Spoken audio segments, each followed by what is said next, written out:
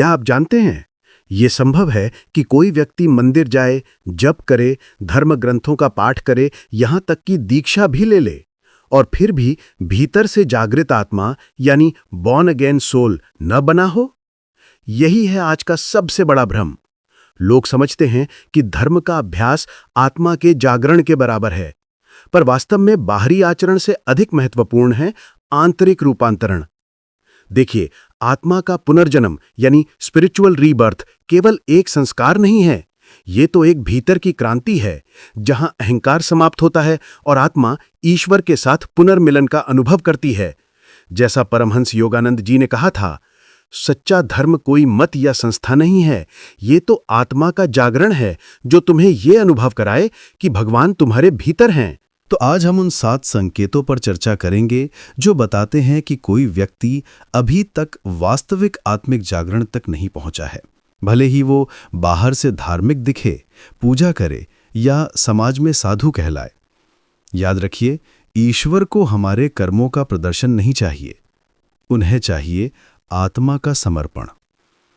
परमात्मा के मार्ग पर चलने का अर्थ ये नहीं कि आपने बस कुछ नियमों को अपना लिया, बल्कि ये कि आपने अपनी पुरानी प्रवृत्तियों, इच्छाओं और पहचान को ईश्वर के चरणों में पूर्णतः अर्पित कर दिया है। स्वामी विवेकानंद कहते थे, धर्म किसी व्यक्ति को नया रूप नहीं देता, वह उसे नया जन्म देता है। इसलिए प्रश्न ये नहीं है कि आप धार्मिक हैं या नहीं, प्रश्न ये है, क्या आपने अपने भीतर के अहंकार को मरते देखा है? क्या आपके जीवन में शांति और प्रेम उसी प्रकार से बढ़े हैं जैसे दीपक में लौ? पहला संकेत, आपके पास धर्म है पर ईश्वर से संबंध नहीं। ये सबसे सूक्ष्म परंतु सबसे खतरनाक स्थिति है। कई लोग धार्मिक दिखते हैं, माला फेरते हैं, ग्रंथ पढ़ते हैं, सत्संगों में जाते हैं, पर उनके भीतर का मन अब भी सांसारिक इच्छाओं और क्रोध से भरा होता है। वो ईश्वर को खोजते नहीं, बस अपने कर्मों से उन्हें प्रभावित करना चाहते हैं। भगवान को कर्म नहीं चाहिए, उन्हें भाव चाहिए। जैसा योगानंद जी कहते थे, ईश्वर को शब्द नहीं, वो तो हृदय की मौन पुकार में उतरता है। अगर आपका धर्म केवल रिवाजों तक सीमित है, अगर आपकी पूजा केवल शब्दों में है, तो आपने अभी तक आत्मा का सच्चा जन्म नहीं लिया।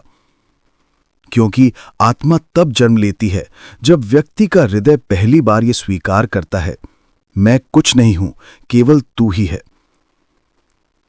धर्म का उद्देश्य ये नहीं कि हम बाहरी रूप से पवित्र दिखें, बल्कि ये कि हम भीतर से निर्मल बने।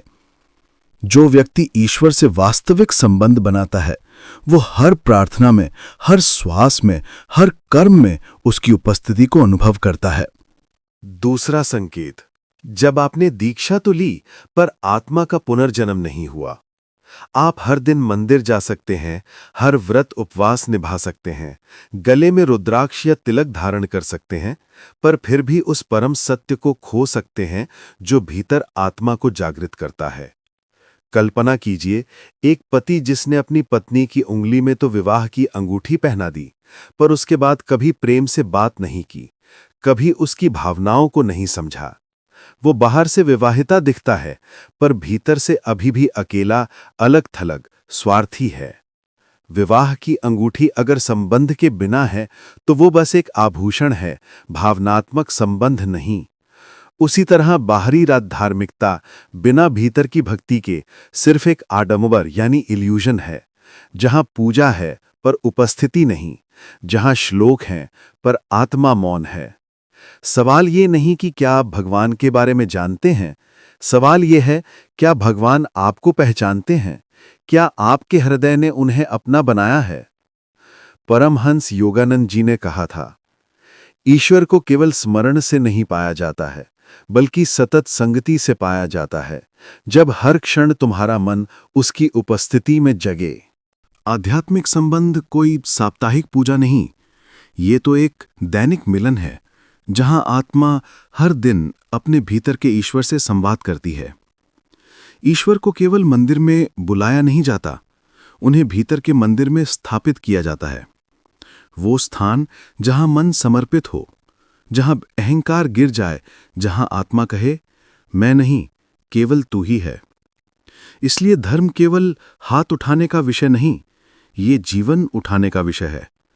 आप भले ही हर पूजा में शामिल हों, पर यदि आपने स्वयं को ईश्वर के चरणों में समर्पित नहीं किया, तो वो पूजा केवल एक आयोजन है, साधना नहीं। ईश्वर को आपकी उपस्थिति नहीं चाहिए, उन्हें आपका आत्मिक समर्पण चाहिए। उन्हें आपकी यात्राएं नहीं, आपकी यात्रा का दिशाबोध चाहिए। वो आपके गीतों में नहीं, आपके मौन में निवास करते हैं। तीसरा संकेत, आपने दीक्षा ली पर भीतर नया जन्म नहीं हुआ। आजकल संसार में एक भ्रम तेजी से फैल रहा है कि दीक्षा या स्नान ही आत्मिक मुक्ति का प्रतीक है। लोग सोचते हैं अगर हमने गुरु से नाम ले लिया या तीर्थों में जल में स्नान कर लिया तो हम अब पवित्र हो गए। परंतु सत्य यह है, शुद्धता शरीर से नहीं, चेतना से आती है। जैसा योगानंद जी ने कहा था, जल बाहरी मैल को धो सकता है, पर केवल प्रेम, ध्यान और सत्य ही भीतर की अशुद्धि को जला सकता है। दीक्षा एक संकेत है, पर यह मुक्ति का विकल्प यानी सब्स्टिट्यूट नहीं है। यह केवल आपको स्मरण कराती है कि अब आपके भीतर एक नया जीवन प्रारंभ होना चाहिए। कुछ लोग गुरु से नाम लेते हैं, पर जीवन वही पुराना चलता रहता है। अहंकार, लोभ, तुलना, असत्य, दिखावा। तो फिर परिवर्तन कहाँ है? वो दीक्षा केवल एक संस्कार बन जाती है, एक नाटक, न कि आत्मा का पुनर्जन्म। जिस प्रकार कोई सैनिक बिना प्रशिक्षण के सिर्फ वर्दी पहन ले, तो क्या वो योद्धा कहलाएगा? वो दिखने में वीर हो सकता है, पर भीतर से अभी भी निर्बल है। उसी तरह केवल नाम लेने से आत्मा नहीं जागती। जब तक भीतर अहंकार की मृत्यु नहीं होती, वास्तविक जन्म नहीं हो सकता।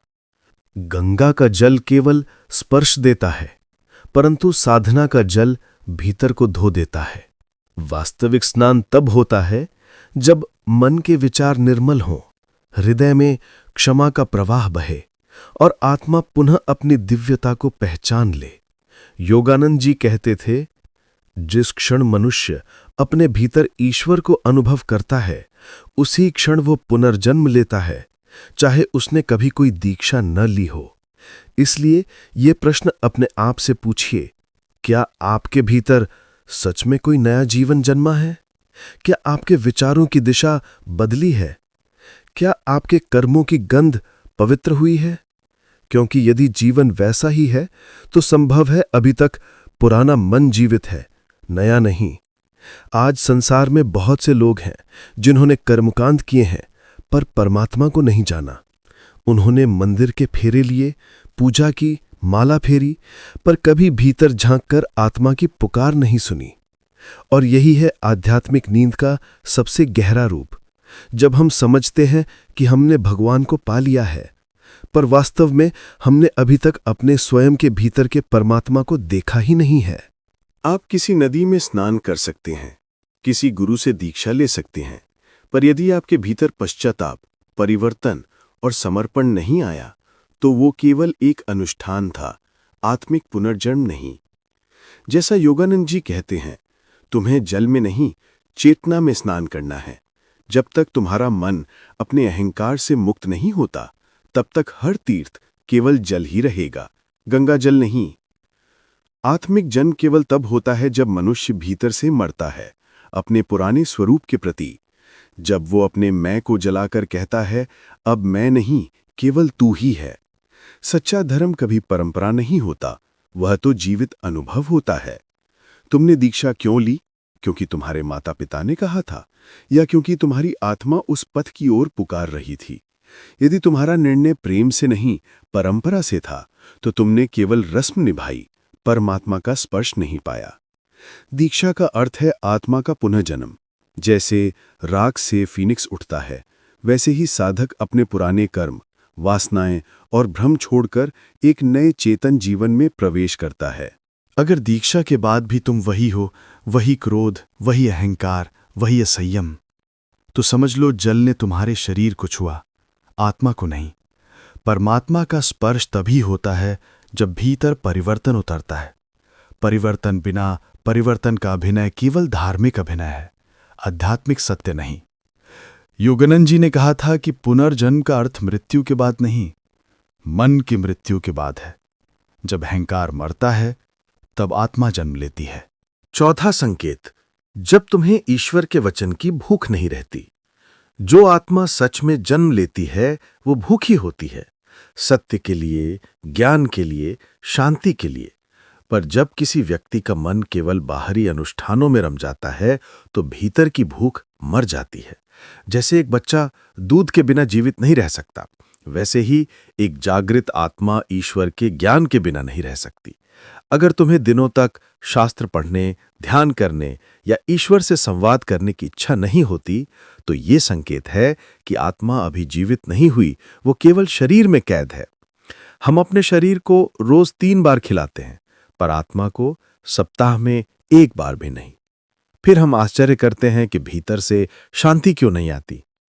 योगानंद जी ने कहा था, ज्ञान के बिना धर्म केवल परंपरा है और परंपरा बिना अनुभव के बोझ बन जाती है। इसलिए यदि तुम शास्त्र को केवल अलमारी में रखते हो पर उसके शब्दों को अपने जीवन में नहीं उतारते, तो वो ग्रंथ तुम्हारे लिए नहीं, केवल दीवार के लिए है। भगवद गीता में श्री कृष्ण कहते हैं, अध्यात्म ज्ञान नित्यम तत्व ज्ञानार्थम दर्शनम। अर्थात जो व्यक्ति हर दिन आत्मज्ञान के लिए प्रयत्न करता है वही सच्चा साधक है। तुम्हारे पास ग्रंथ होना पर्याप्त नहीं। प्रश्न ये है कि क्या वो ग्रंथ तुम्हारे भीतर बोलता है? क्या उसके शब्द तुम्हें भीतर झकझोरते हैं? क्या वे तुम्हारे कर्म, तुम्हारे निर्णय, तुम्हारे विचारों को दिशा देते हैं? अगर नहीं तो समझो आत्मा अभी जागी नहीं। शास्त्र को पढ़ना नहीं, जीना आवश्यक है। उसे सुनना नहीं, महसूस करना आवश्यक है। जैसे भोजन केवल देखने से तृप्त नहीं करता, उसे ग्रहण करना पड़ता है, वैसे ही शास्त्र को भीतर उतारना पड़ता है। 5वां संकेत है, जब पाप से कोई पीड़ा नहीं होती। आज सबसे बड़ा भ्रम यही है कि हम ईश्वर के निकट जा सकते हैं और फिर भी वैसे ही बने रह सकते हैं। पर सत्य यह है, जब आत्मा सच में जागती है तो वो अपने अधर्म से बेचैन होती है। जो व्यक्ति सच्चा साधक है वो गलती करने पर दुखी होता है, क्योंकि उसकी आत्मा अब संवेदनशील हो चुकी है। पर जब व्यक्ति अपने पापों में आनंद लेने लगे तो समझो भीतर का प्रकाश बुझ चुका है। योगानंद जी कहते थे कि ईश्वर का प्रेम आत्मा को आनंद देता है, पर ईश्वर की दूरी आत्मा को बेचैन कर देती है। यदि तुम झूठ बोलते हो, छल करते हो, अपमान करते हो और फिर भी भीतर कोई पीड़ा नहीं होती, तो समझो अभी तक तुम्हारा पुनर्जन्म नहीं हुआ। क्योंकि जागृत आत्मा संवेदनशील होती है, वो अपने ही दोषों से सीखती है, छिपाती नहीं। जो आत्मा पाप में स्थिर है वो मरी हुई है। जो आत्मा पाप में रोती है वो जीवित है, क्योंकि पश्चाताप ही जागरण की पहली सीढ़ी है। सच्चा आध्यात्मिक परिवर्तन केवल आराम देने वाला अनुभव नहीं होता, वो एक भीतर की क्रांति होती है। वो आपकी चेतना को हिला देता है, आपके भीतर के झूठे स्वरूप को तोड़ देता है और एक नया निर्मल व्यक्तित्व गढ़ देता है। जैसे कोई मूर्तिकार संगमरमर को काटता है, हर चोट दर्द देती है, पर उसी से सुंदरता निकलती है। वैसे ही ईश्वर तुम्हारे भीतर चोट करता है, ताकि अहंकार टूटे, वासना जले और आत्मा शुद्ध हो जाए। परमहंस योगानंद जी ने कहा था, ईश्वर तुम्हारे जीवन में सजाने नहीं, रूपांतरित करने आते हैं।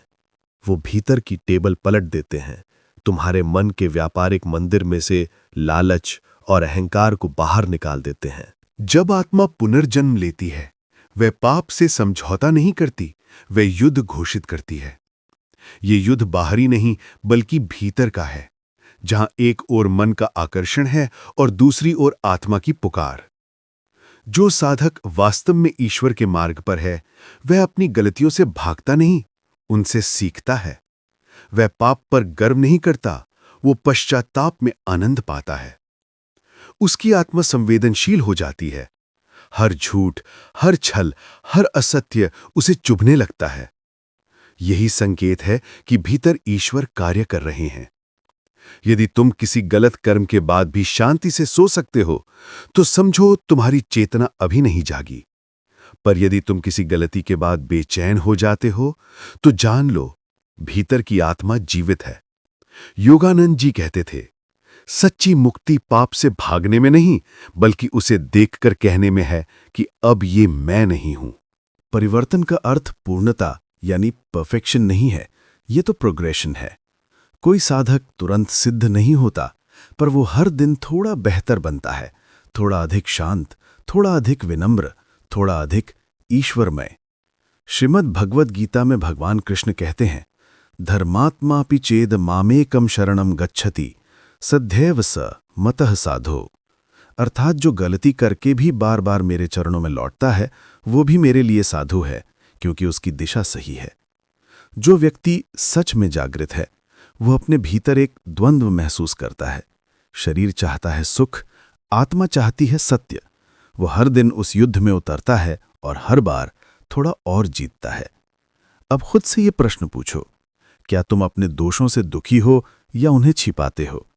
क्या तुम अपने पापों का प्रबंधन करते हो या उनसे मुक्ति की आकांक्षा रखते हो?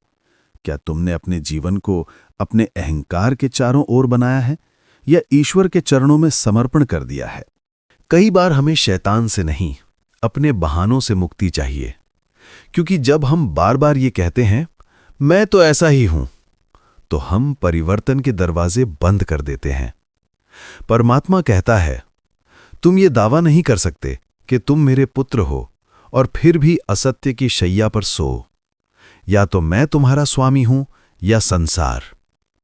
सच्चा धर्म हमारे पाप को ढकता नहीं, वो उसे उजागर करता है ताकि हम उसे स्वीकार करें और उससे ऊपर उठ सकें।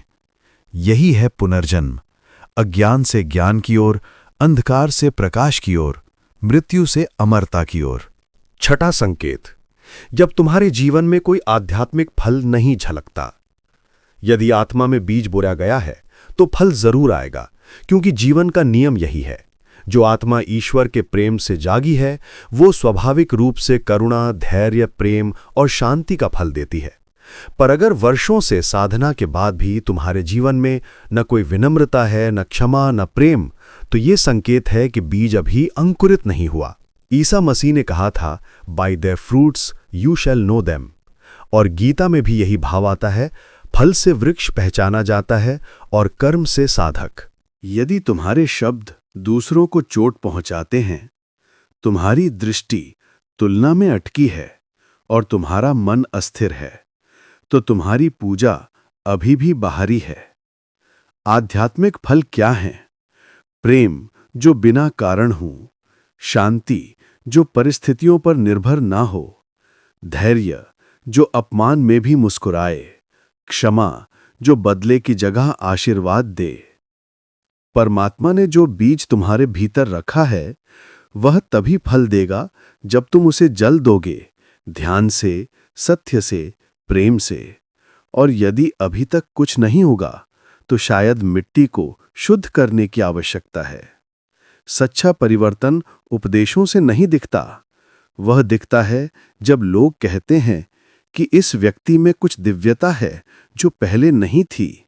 यही आत्मा का प्रमाण है। ईश्वर की चेतना किसी मूर्ति की तरह स्थिर नहीं होती। वह एक जीवित अग्नि है जो भीतर जलती है, जो तुम्हें स्थिर नहीं रहने देती, बल्कि उठाती है, हिलाती है, बदल देती है।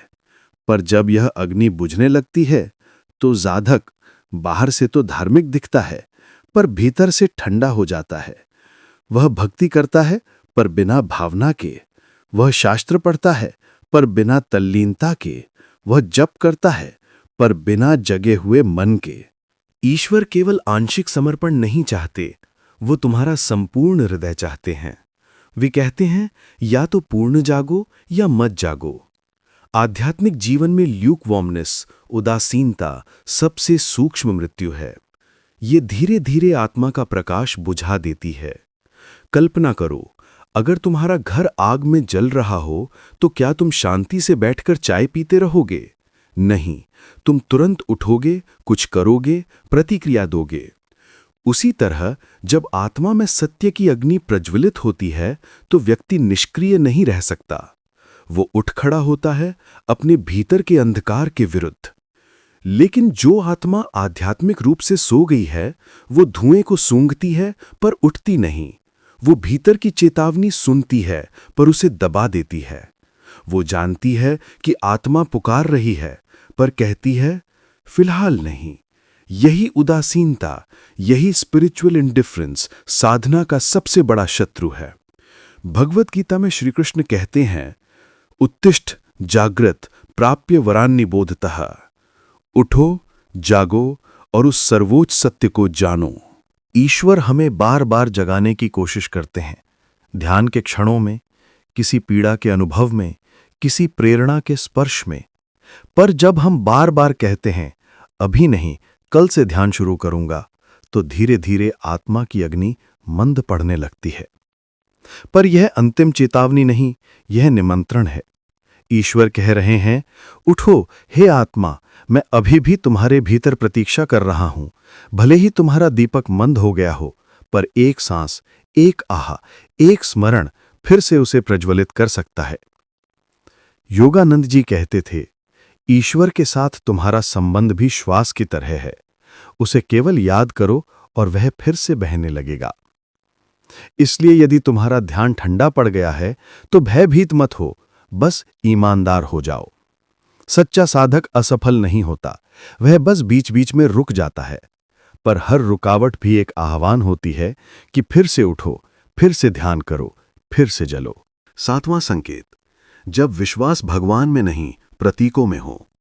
ये सबसे सूक्ष्म पर सबसे गहरी परीक्षा है, क्योंकि बहुत बार हम ईश्वर में नहीं, ईश्वर के प्रतीकों में विश्वास करने लगते हैं। हम सोचते हैं, मैंने तो दीक्षा ली थी, मंदिर जाता हूं, यज्ञ करता हूं, तो मैं तो सुरक्षित हूं।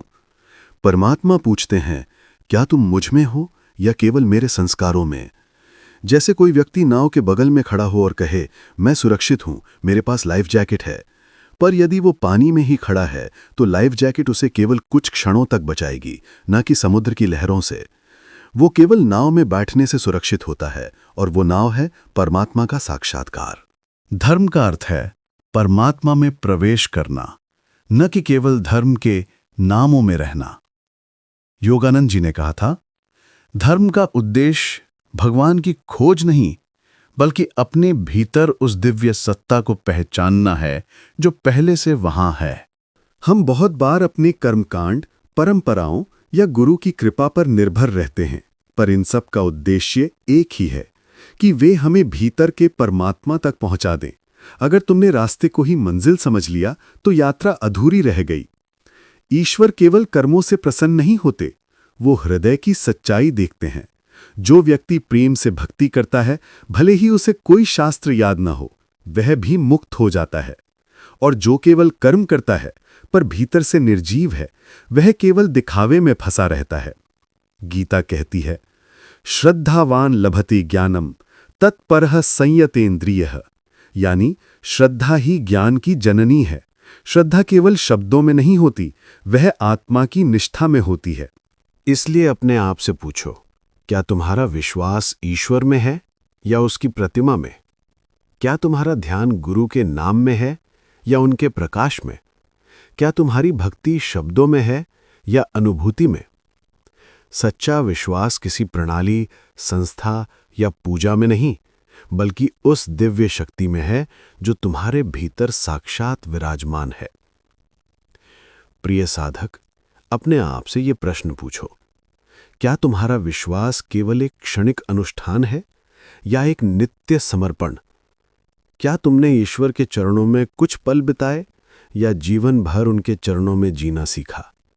क्या तुम अपने भीतर के चरवाहे का अनुसरण कर रहे हो या केवल उसकी भीड़ में खड़े हो, जहां सब हरि हरि कहते हैं पर कोई उसकी दिशा नहीं जानता? यहां एक सूक्ष्म पर गहरा अंतर है। भगवान के निकट होना और भगवान में होना दोनों एक नहीं है। जैसे किसी दीपक के पास बैठना और स्वयं दीपक बन जाना, दोनों में धरती आसमान का अंतर है। प्रकाश के समीप होना और प्रकाश से प्रकाशित होना, यही अंतर है धर्म में रहना और धर्म को जीना।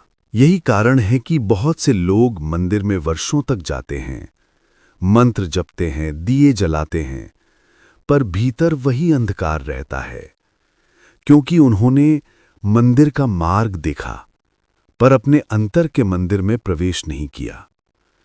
परमात्मा केवल उपस्थिति से नहीं मिलते, वे सचेत अनुभव से मिलते हैं। याद रखो, निकटता यानी कि प्रॉक्सिमिटी और स्वामित्व यानी पोजेशन में फर्क है। रावण भगवान शिव का महान उपासक था, परंतु शिव उसके भीतर नहीं थे। कर्ण सूर्य का पुत्र था, परंतु सूर्य की चेतना में स्थिर नहीं था। और उसी तरह जो केवल प्रार्थना करता है पर परिवर्तन नहीं करता, वो अभी भी आत्मा की दहलीज पर खड़ा है। योगानंद जी ने कहा था, भगवान को जानना केवल याद करने से नहीं होता, ये अपने भीतर उस चेतना को जगाने से होता है जो सदैव वहां थी, बस सोई हुई। इसलिए यदि तुमने पूजा की, जप किया, ध्यान किया, पर फिर भी भीतर कोई गहराई नहीं आई, तो ये हार नहीं, ये संकेत है कि परमात्मा अभी भी तुम्हें बुला रहे हैं। अगर ये वाणी तुम्हारे भीतर गूंज उठी, अगर कहीं आत्मा में हलचल हुई, तो उसे यूं ही मत जाने दो। अपने भीतर कहो, धन्यवाद प्रभु, मेरे जीवन को नया अर्थ देने के लिए। ये तुम्हारा स्वीकार हो, ये तुम्हारा संकल्प हो और ये तुम्हारा आत्मिक पुनर्जन्म हो। अब इस संदेश को अपने प्रियजनों तक पहुंचाओ, क्योंकि किसी एक आत्मा का जागरण कई जीवनों को प्रकाशित कर सकता है। लाइक करो ताकि ये संदेश औरों तक पहुंचे। कमेंट में लिखो, मैं लौट आया हूं प्रभु। शेयर करो ताकि कोई और भी अपनी आत्मा की ओर लौट सके। और सब्सक्राइब करो, क्योंकि हर रोज हम उसी पथ पर लौटते हैं जहां आत्मा और ईश्वर एक होते हैं। ओम शांति, शांति, शांति।